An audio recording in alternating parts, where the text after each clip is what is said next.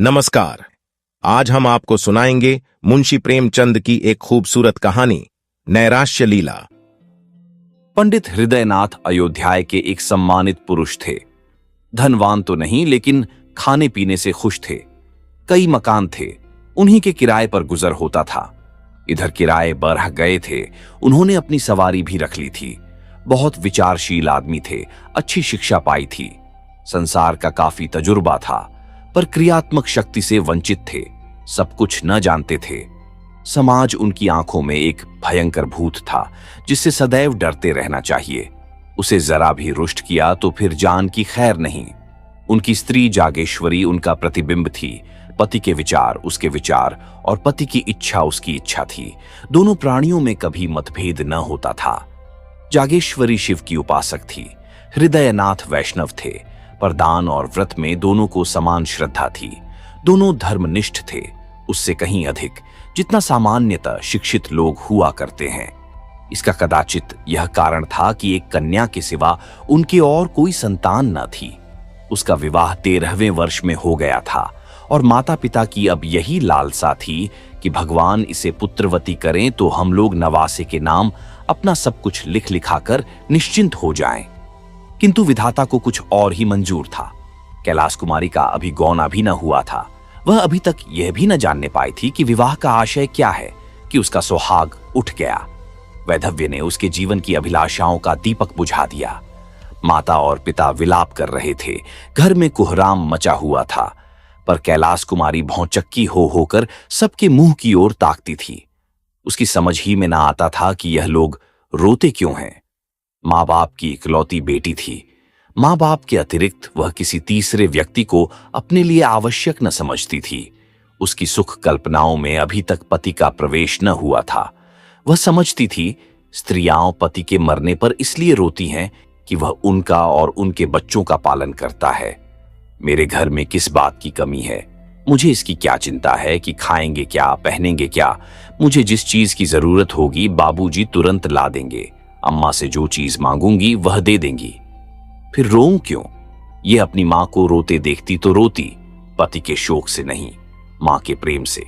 कभी सोचती शायद यह लोग इसलिए रोते हैं कि कहीं मैं कोई ऐसी चीज न मांग बैठूं जिसे वह दे न सके। तो मैं ऐसी चीज मांगूंगी ही क्यों? मैं अब भी तो उनसे कुछ नहीं मांगती, वह आप ही मेरे लिए एक न एक चीज नित्य लाते रहते हैं। क्या मैं अब कुछ और हो जाऊंगी? इधर माता का यह हाल था कि बेटी की सूरत देखते ही आंखों से आंसू की झड़ी लग जाती। बाप की दशा और भी करुणाजनक थी। घर में आना जाना छोड़ दिया, सिर पर हाथ धरे कमरे में अकेले उदास बैठे रहते। उसे विशेष दुख इस बात का था कि सहेलियां भी अब उसके साथ खेलने ना आती। उसने उनके घर जाने की माता से आज्ञा मांगी तो वह फूट फूट कर रोने लगी। माता पिता की यह दशा देखी तो उसने उनके सामने जाना छोड़ दिया। बैठी किस्से कहानियां पढ़ा करती। उसकी एकांत प्रियता का माँ बाप ने कुछ और ही अर्थ समझा। लड़की शोक के मारे घुली जाती है, इस वज्रपात ने उसके हृदय को टुकड़े टुकड़े कर डाला है। एक दिन हृदयनाथ ने जागेश्वरी से कहा, जी चाहता है घर छोड़कर कहीं भाग जाऊं, इसका कष्ट अब नहीं देखा जाता। जागेश्वरी, मेरी तो भगवान से यही प्रार्थना है कि मुझे संसार से उठा लें। कहां तक छाती पर पत्थर की सिल रखूं? हृदयनाथ, किसी भांति इसका मन बहलाना चाहिए जिसमें शोकमय विचार आने ही न पाएं। हम लोगों को दुखी और रोते देखकर उसका दुख और भी दारुण हो जाता है। जागेश्वरी, मेरी तो बुद्धि कुछ काम नहीं करती।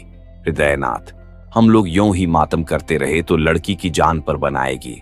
अब कभी कभी उसे लेकर सैर करने चली जाया करो। कभी कभी थिएटर दिखा दिया, कभी घर में गाना बजाना करा दिया। इन बातों से उसका दिल बहलता रहेगा। जागेश्वरी, मैं तो उसे देखते ही रो पड़ती हूं, लेकिन अब जब्त करूंगी। तुम्हारा विचार बहुत अच्छा है। बिना दिल बहलाव के उसका शोक न दूर होगा। हृदयनाथ, मैं भी अब उससे दिल बहलाने वाली बातें किया करूंगा। कल एक सैरबीन लाऊंगा, अच्छे अच्छे दृश्य जमा करूंगा। ग्रामोफोन तो आज ही मंगवाए देता हूं। बस उसे हर वक्त किसी न किसी काम में लगाए रहना चाहिए। एकांतवास शोक ज्वाला के लिए समीर के समान है। उस दिन से जागेश्वरी ने कैलाश कुमारी के लिए विनोद और प्रमोद के सामान जमा करने शुरू किए। कैलाशी माँ के पास आती तो उसकी आंखों में आंसू की बूंदें न देखती, होठों पर हंसी की आभा दिखाई देती। वह मुस्कुराकर कहती, बेटी, आज थिएटर में बहुत अच्छा तमाशा होने वाला है, चलो देख आएं। कभी गंगा स्नान की ठहरती, वहां माँ बेटी किश्ती पर बैठकर नदी में जल विहार करती। कभी दोनों संध्या समय पार्क की ओर चली जाती। धीरे धीरे सहेलियां भी आने लगीं। कभी सबकी सब बैठकर ताश खेलती, कभी गाती बजाती। पंडित हृदयनाथ ने भी विनोद की सामग्रियां जुटाईं। कैलाशी को देखते ही मग्न होकर बोलते, बेटी आओ, तुम्हें आज कश्मीर के दृश्य दिखाऊं। कभी कहते, आओ आज स्विट्जरलैंड की अनुपम झांकी और झरनों की छटा देखें। कभी ग्रामोफोन बजाकर उसे सुनाते। कैलाशी इन सैर सपाटों का खूब आनंद उठाती। इतने सुख से उसके दिन कभी न गुजरे थे। इस भांति 2 वर्ष बीत गए। कैलाशी सैर तमाशे की इतनी आदी हो गई कि एक दिन भी थिएटर न जाती तो बेकलसी होने लगती। मनोरंजन नवीनता का दास है और समानता का शत्रु। थिएटरों के बाद सिनेमा की सनक सवार हुई। सिनेमा के बाद मिसमेरिज्म और हिप्नोटिज्म के तमाशों की। ग्रामोफोन के नए रिकॉर्ड आने लगे। संगीत का चस्का पड़ गया। बिरादरी में कहीं उत्सव होता तो मां बेटी अवश्य जाती। कैलाशी नित्य इसी नशे में डूबी रहती। चलती तो कुछ गुनगुनाती हुई, किसी से बातें करती तो वही थिएटर की ओर सिनेमा की। भौतिक संसार से अब कोई वास्ता न था। अब उसका निवास कल्पना संसार में था। दूसरे लोक की निवासिनी होकर उसे प्राणियों से कोई सहानुभूति न रही। किसी के दुख पर जरा दया न आती। स्वभाव में उच्छृंखलता का विकास हुआ। अपनी सुरुचि पर गर्व करने लगी। सहेलियों से डींगे मारती, यहाँ के लोग मूर्ख हैं, ये सिनेमा की कद्र क्या करेंगे, इसकी कद्र तो पश्चिम के लोग करते हैं। वहां मनोरंजन की सामग्रियां उतनी ही आवश्यक हैं जितनी हवा। जब भी तो वे उतने प्रसन्न चित्त रहते हैं मानो किसी बात की चिंता ही नहीं। यहाँ किसी को इसका रस ही नहीं।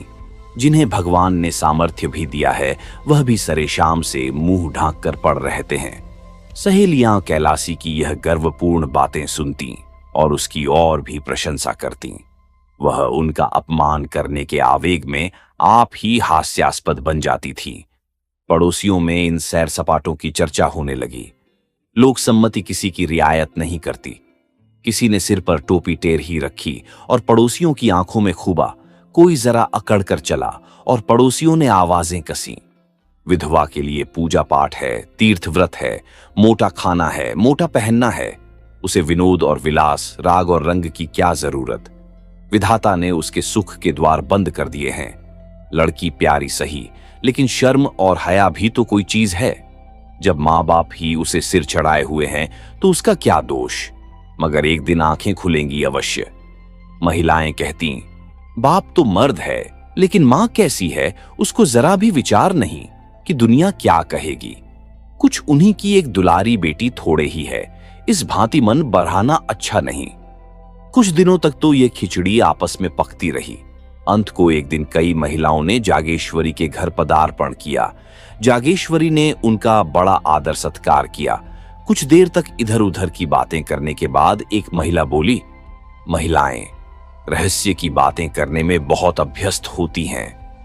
बहन, तुम ही मजे में हो कि हंसी खुशी में दिन काट देती हो। हमें तो दिन पहाड़ हो जाता है। न कोई काम न धंधा, कोई कहां तक बातें करे। दूसरी देवी ने आंखें मटकाते हुए कहा, अरे तो यह तो बधे की बात है। सभी के दिन हंसी खुशी से कटें तो रोए कौन। यहां तो सुबह से शाम तक चक्की चूल्हे से छुट्टी नहीं मिलती। किसी बच्चे को दस्त आ रहे हैं तो किसी को ज्वर चढ़ा हुआ है, कोई मिठाइयों की रट रहा है तो कोई पैसों के लिए महनामत मचाए हुए है। दिन भर हाय हाय करते बीत जाता है। सारे दिन कठपुतलियों की भांति नाचती रहती हूं। तीसरी रमणी ने इस कथन का रहस्यमय भाव से विरोध किया। बधे की बात नहीं, वैसा दिल चाहिए। तुम्हें तो कोई राज सिंहासन पर बिठा दे तब भी तस्कीन न होगी, तब और भी हाय हाय करोगी। इस पर एक वृद्धा ने कहा, नौज ऐसा दिल, ये भी कोई दिल है कि घर में चाहे आग लग जाए, दुनिया में कितना ही उपहास हो रहा हो, लेकिन आदमी अपने राग रंग में मस्त रहे। वह दिल है कि पत्थर। हम गृहिणी कहलाती हैं, हमारा काम है अपनी गृहस्थी में रत रहना, आमोद प्रमोद में दिन काटना हमारा काम नहीं। और महिलाओं ने इस निर्दय व्यंग्य पर लज्जित होकर सिर झुका लिया। वे जागेश्वरी की छुटकियां लेना चाहती थीं, उसके साथ बिल्ली और चूहे की निर्दयी क्रीड़ा करना चाहती थीं। आहत को तड़पाना उनका उद्देश्य था। इस खुली हुई चोट ने उनके परपीड़न प्रेम के लिए कोई गुंजाइश न छोड़ी, किंतु जागेश्वरी को ताड़ना मिल गई। स्त्रियों के विदा होने के बाद उसने जाकर पति से यह सारी कथा सुनाई। हृदयनाथ उन पुरुषों में न थे जो प्रत्येक अवसर पर अपनी आत्मिक स्वाधीनता का स्वांग भरते हैं, हठ धर्मी को आत्म स्वातंत्र्य के नाम से छिपाते हैं। वह संचित भाव से बोले, तो अब क्या होगा? जागेश्वरी, तुम ही कोई उपाय सोचो। हृदयनाथ, पड़ोसियों ने जो आक्षेप किया है वह सर्वथा उचित है। कैलाश कुमारी के स्वभाव में मुझे एक विचित्र अंतर दिखाई दे रहा है। मुझे स्वयं झात हो रहा है कि उसके मन बहलाव के लिए हम लोगों ने जो उपाय निकाला है वह मुनासिब नहीं है। उनका यह कथन सत्य है कि विधवाओं के लिए यह आमोद प्रमोद वर्जित है। अब हमें यह परिपाटी छोड़नी पड़ेगी। जागेश्वरी, लेकिन कैलाशी तो इन खेल तमाशों के बिना एक दिन भी नहीं रह सकती। हृदयनाथ, उसकी मनोवृत्तियों को बदलना पड़ेगा। शनय शनय यह विलासोन्माद शांत होने लगा। वासना का तिरस्कार किया जाने लगा। पंडित जी संध्याय समय ग्रामोफोन न बजाकर कोई धर्म ग्रंथ परचकर सुनाते। स्वाध्याय, संयम, उपासना में मां बेटी रत रहने लगीं। कैलाशी को गुरुजी ने दीक्षा दी। मुहल्ले और बिरादरी की स्त्रियां आईं। उत्सव मनाया गया। मां बेटी अब किश्ती पर सैर करने के लिए गंगा न जाती, बल्कि स्नान करने के लिए मंदिरों में नित्य जाती। दोनों एकादशी का निर्जल व्रत रखने लगीं। कैलाशी को गुरुजी नित्य संध्या समय धर्मोपदेश करते। कुछ दिनों तक तो कैलाशी को वह विचार परिवर्तन बहुत कष्टजनक मालूम हुआ, पर धर्मनिष्ठा नारियों का स्वाभाविक गुण है। थोड़े ही दिनों में उसे धर्म से रुचि हो गई। अब उसे अपनी अवस्था का ज्ञान होने लगा था। विषय वासना से चित्त आप ही आप खींचने लगा। पति का यथार्थ आशय समझ में आने लगा था। पति ही स्त्री का सच्चा मित्र, सच्चा पथ प्रदर्शक और सच्चा सहायक है। पति विहीन होना किसी घोर पाप का प्रायश्चित्त है। मैंने पूर्व जन्म में कोई अकर्म किया होगा। पतिदेव जीवित होते तो मैं फिर माया में फंस जाती। प्रायश्चित्त का अवसर कहां मिलता। गुरुजी का वचन सत्य है कि परमात्मा ने तुम्हें पूर्व कर्मों के प्रायश्चित्त का यह अवसर दिया है। वैधव्य यातना नहीं है, जीवोद्धार का साधन है। मेरा उद्धार त्याग, विराग, भक्ति और उपासना से होगा। कुछ दिनों के बाद उसकी धार्मिक वृत्ति इतनी प्रबल हो गई कि अन्य प्राणियों से वह पृथक रहने लगी। किसी को न छूती, महरियों से दूर रहती, सहेलियों से गले तक न मिलती। दिन में 2-2, 3-3 बार स्नान करती। हमेशा कोई न कोई धर्म ग्रंथ पढ़ा करती। साधु महात्माओं के सेवा सत्कार में उसे आत्मिक सुख प्राप्त होता। जहां किसी महात्मा के आने की खबर पाती, उनके दर्शनों के लिए विकल हो जाती। उनकी अमृतवाणी सुनने से जी न भरता। मन संसार से विरक्त होने लगा। तल्लीनता की अवस्था प्राप्त हो गई। घंटों ध्यान और चिंतन में मग्न रहती। सामाजिक बंधनों से घृणा हो गई। हृदय स्वाधीनता के लिए लालायित हो गया। यहां तक कि 3 ही वर्षों में उसने संन्यास ग्रहण करने का निश्चय कर लिया। मां बाप को यह समाचार झात हुआ तो होश उड़ गए। मां बोली, बेटी, अभी तुम्हारी उम्र ही क्या है कि तुम ऐसी बातें सोचती हो। कैलाश कुमारी, माया मोह से जितनी जल्द निवृत्ति हो जाए उतना ही अच्छा।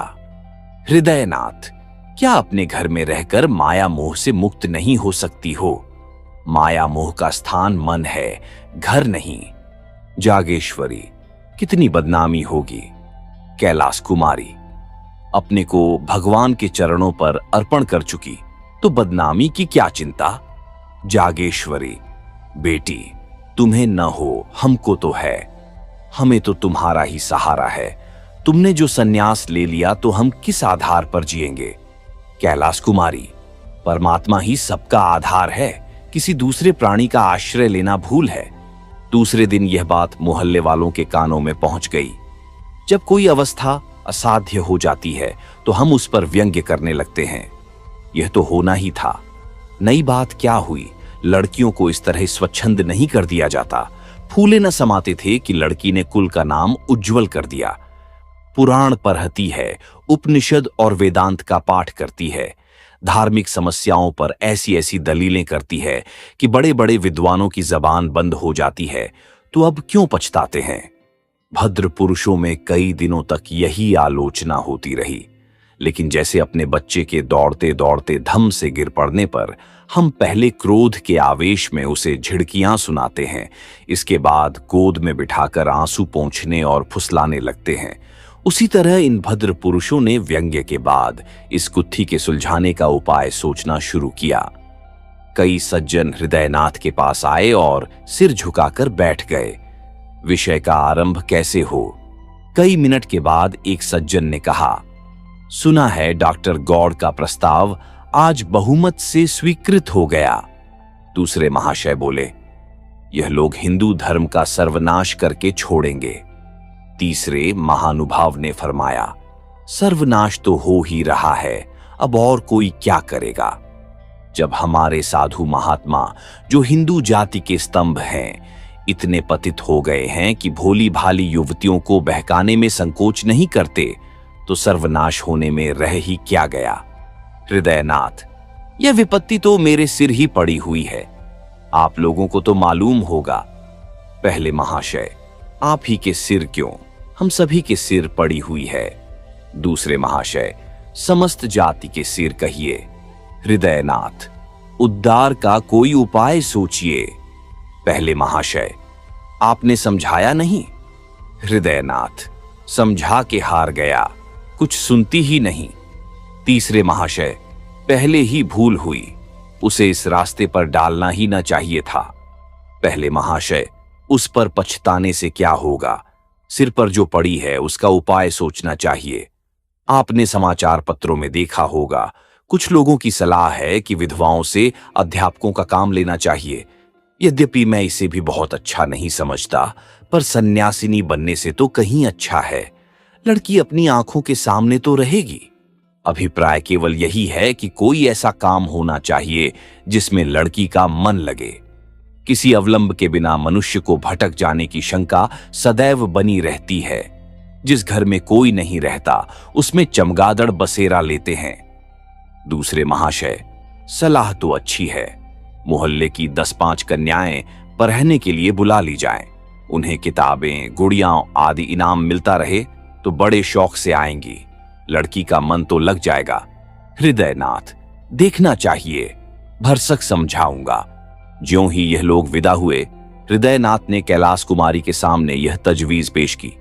कैलाशी को संन्यस्त के उच्च पद के सामने अध्यापिका बनना अपमानजनक जान पड़ता था।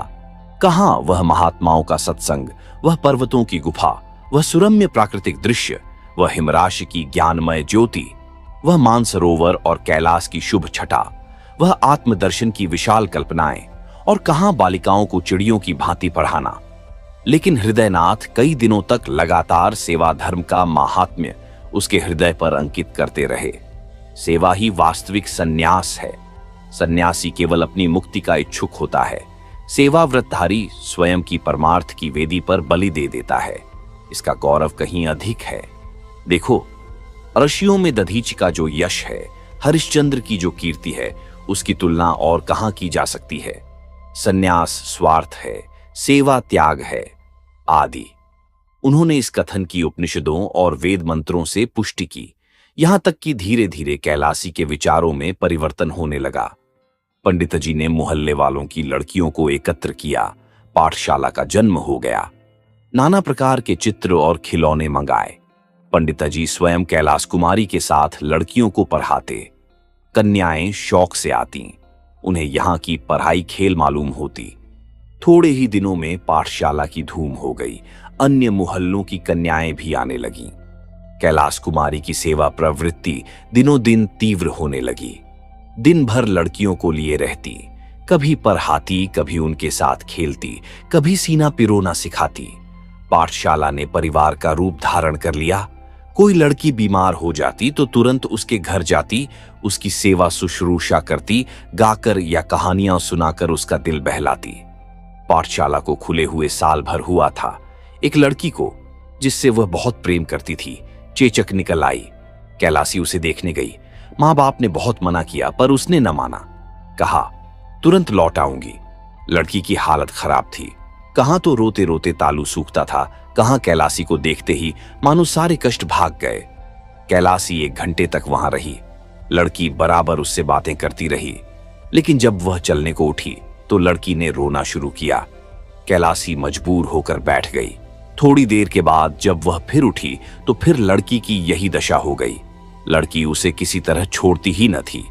सारा दिन गुजर गया। रात को भी लड़की ने न जाने दिया। हृदयनाथ उसे बुलाने को बार बार आदमी भेजते, पर वह लड़की को छोड़कर न जा सकती। उसे ऐसी शंका होती थी कि मैं यहां से चली और लड़की हाथ से गई। उसकी मां विमाता थी, इससे कैलासी को उसके ममत्व पर विश्वास न होता था। इस प्रकार वह 3 दिनों तक वहां रही। 8 पहर बालिका के सिरहाने बैठी पंखा झलती रहती। बहुत थक जाती तो दीवार से पीठ टेक लेती। चौथे दिन लड़की की हालत कुछ संभलती हुई मालूम हुई तो वह अपने घर आई, मगर अभी स्नान भी न करने पाई थी कि आदमी पहुंचा। जल्द चलिए, लड़की रो रो कर जान दे रही है। हृदयनाथ ने कहा, कह दो अस्पताल से कोई नर्स बुला लें। कैलाश कुमारी, दादा आप व्यर्थ में झुंझलाते हैं। उस बेचारी की जान बच जाए। मैं 3 दिन नहीं 3 महीने उसकी सेवा करने को तैयार हूं। आखिर यह देह किस दिन काम आएगी? हृदयनाथ, तो कन्याएं कैसे पढ़ेंगी? कैलासी, 2-1 दिन में वह अच्छी हो जाएगी। दाने मुरझाने लगे हैं, तब तक आप जरा इन लड़कियों की देखभाल करते रहिएगा। हृदयनाथ, यह बीमारी छूत से फैलती है। कैलासी हंसकर, मर जाऊंगी तो आपके सिर से एक विपत्ति टल जाएगी। यह कहकर उसने उधर की राह ली। भोजन की थाली परसी रह गई। तब हृदयनाथ ने जागेश्वरी से कहा, जान पड़ता है बहुत जल्द यह पाठशाला भी बंद करनी पड़ेगी। जागेश्वरी, बिना मांग जी के नाव पार लगाना बहुत कठिन है। जिधर हवा पाती है उधर ही बह जाती है। हृदयनाथ, जो रास्ता निकालता हूं वही कुछ दिनों के बाद किसी दलदल में फंसा देता है। अब फिर बदनामी के सामान होते नजर आ रहे हैं। लोग कहेंगे लड़की दूसरों के घर जाती है और कई कई दिन पड़ी रहती है। क्या करूं? कह दूं लड़कियों को न पढ़ाया करो। जागेश्वरी, इसके सिवा और हो क्या सकता है? कैलाश कुमारी 2 दिन बाद लौटी तो हृदयनाथ ने पाठशाला बंद कर देने की समस्या उसके सामने रखी। कैलासी ने तीव्र स्वर से कहा, अगर आपको बदनामी का इतना भय है तो मुझे विष दे दीजिए। इसके सिवा बदनामी से बचने का और कोई उपाय नहीं है। हृदयनाथ, बेटी, संसार में रहकर तो संसार किसी करनी ही पड़ेगी। कैलासी, तो कुछ मालूम भी तो हो कि संसार मुझसे क्या चाहता है। मुझ में जीव है, चेतना है, जड़ क्यों कर बन जाऊं? मुझसे यह नहीं हो सकता कि अपने को अभागिनी, दुखिया समझूं और एक टुकड़ा रोटी खाकर पड़ी रहूं। ऐसा क्यों करूं? संसार मुझे जो चाहे समझे। मैं अपने को अभागिनी नहीं समझती। मैं अपने आत्मसम्मान की रक्षा आप कर सकती हूं। मैं इसे अपना घोर अपमान समझती हूं कि पग पग पर मुझ पर शंका की जाए। नित्य कोई चरवाहों की भांति मेरे पीछे लाठी लिए घूमता रहे कि किसी खेत में न जा पड़ूं। यह दशा मेरे लिए असह्य है। यह कहकर कैलाश कुमारी वहां से चली गई कि कहीं मुंह से अनर्गल शब्द न निकल पड़े। इधर कुछ दिनों से उसे अपनी बेकसी का यथार्थ ज्ञान होने लगा था। स्त्री पुरुष की कितनी अधीन है। मानो स्त्री को विधाता ने इसीलिए बनाया है कि पुरुषों के अधीन रहे। यह सोचकर वह समाज के अत्याचार पर दांत पीसने लगती थी। पाठशाला तो दूसरे ही दिन से बंद हो गई, किंतु उसी दिन कैलाश कुमारी को पुरुषों से जलन होने लगी। जिस सुख भोग से प्रारब्ध हमें वंचित कर देता है उससे हमें द्वेष हो जाता है। गरीब आदमी इसीलिए तो अमीरों से जलता है और धन की निंदा करता है। कैलासी बार बार झुंझलाती कि स्त्री क्यों पुरुष पर इतनी अवलंबित है। पुरुष क्यों स्त्री के भाग्य का विधायक है। स्त्री क्यों नित्य पुरुषों का आश्रय चाहे, उनका मुंह ताके। इसलिए न कि स्त्रियों में अभिमान नहीं है, आत्मसम्मान नहीं है। नारी हृदय के कोमल भाव उसे कुत्तों का दुम हिलाना मालूम होने लगे। प्रेम कैसा? ये सब ढोंग है। स्त्री पुरुष के अधीन है, उसकी खुशामद न करे, सेवा न करे तो उसका निर्वाह कैसे हो। एक दिन उसने अपने बाल गूंथे और जूड़े में गुलाब का फूल लगा लिया। मां ने देखा तो ओंठ से जीभ दबा ली। महरियों ने छाती पर हाथ रखे। इसी तरह उसने एक दिन रंगीन रेशमी साड़ी पहन ली। पड़ोसिनों में इस पर खूब आलोचनाएं हुईं। उसने एकादशी का व्रत रखना छोड़ दिया जो पिछले 8 बरसों से रखती आई थी। कंघी और आईने को वह अब त्याज्य न समझती थी। सहालग के दिन आए। नित्य प्रति उसके द्वार पर से बारातें निकलती। मोहल्ले की स्त्रियां अपनी अपनी अटारियों पर खड़ी होकर देखती। वर के रंग रूप आकार प्रकार पर टीकाएं होती। जागेश्वरी से भी बिना एक आंख देखे न रहा जाता, लेकिन कैलाश कुमारी कभी भूल कर भी इन जुलूसों को न देखती। कोई बारात या विवाह की बात चलाता तो वह मुंह फेर लेती। उसकी दृष्टि में वह विवाह नहीं, भोली भाली कन्याओं का शिकार था। बातों को वह शिकारियों के कुत्तों समझती। यह विवाह नहीं है, स्त्री का बलिदान है। तीज का व्रत आया। घरों की सफाई होने लगी। रमणियाओं इस व्रत को रखने की तैयारियां करने लगीं। जागेश्वरी ने भी व्रत का सामान किया। नई नई साड़ियां मंगवाईं। कैलाश कुमारी के ससुराल से इस अवसर पर कपड़े, मिठाइयां और खिलौने आया करते थे। अब की भी आए। यह विवाहिता स्त्रियों का व्रत है। इसका फल है पति का कल्याण। विधवाएं भी इस व्रत को यथोचित रीति से पालन करती है। पति से उनका संबंध शारीरिक नहीं वरन आध्यात्मिक होता है। उसका इस जीवन के साथ अंत नहीं होता, अनंत काल तक जीवित रहता है। कैलाश कुमारी अब तक यह व्रत रहती आई थी। अब की उसने निश्चय किया, मैं व्रत न रखूंगी। मां ने तो माथा ठोक लिया। बोली, बेटी, यह व्रत रखना धर्म है। कैलाश कुमारी, पुरुष भी स्त्रियों के लिए कोई व्रत रखते हैं? जागेश्वरी, मर्दों में इसकी प्रथा नहीं है। कैलाश कुमारी, इसीलिए न कि पुरुषों को स्त्रियों की जान उतनी प्यारी नहीं होती जितनी स्त्रियों को पुरुषों की जान। जागेश्वरी, स्त्रियां पुरुषों की बराबरी कैसे कर सकती हैं? उनका तो धर्म है अपने पुरुष की सेवा करना। कैलाश कुमारी, मैं इसे अपना धर्म नहीं समझती। मेरे लिए अपनी आत्मा की रक्षा के सिवा और कोई धर्म नहीं। जागेश्वरी, बेटी, गजब हो जाएगा, दुनिया क्या कहेगी? कैलाश कुमारी, फिर वही दुनिया। अपनी आत्मा के सिवा मुझे किसी का भय नहीं। हृदयनाथ ने जागेश्वरी से यह बातें सुनी तो चिंता सागर में डूब गए। इन बातों का क्या आशय?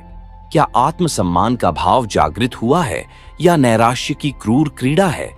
धनहीन प्राणी को जब कष्ट निवारण का कोई उपाय नहीं रह जाता तो वह लज्जा को त्याग देता है। निस्संदेह नैराश्य ने यह भीषण रूप धारण किया है। सामान्य दशाओं में नैराश्य अपने यथार्थ रूप में आता है, पर गर्वशील प्राणियों में वह परिमार्जित रूप ग्रहण कर लेता है। यहाँ पर हृदयगत कोमल भावों का अपहरण कर लेता है, चरित्र में अस्वाभाविक विकास उत्पन्न कर देता है। मनुष्य लोकलाज और उपहास की ओर से उदासीन हो जाता है। नैतिक बंधन टूट जाते हैं। यह नैराश्य की अंतिम अवस्था है। हृदयनाथ इन्हीं विचारों में मग्न थे कि जागेश्वरी ने कहा, अब क्या करना होगा? हृदयनाथ, क्या बताऊं? जागेश्वरी, कोई उपाय है? हृदयनाथ, बस एक ही उपाय है, पर उसे जबान पर नहीं ला सकता।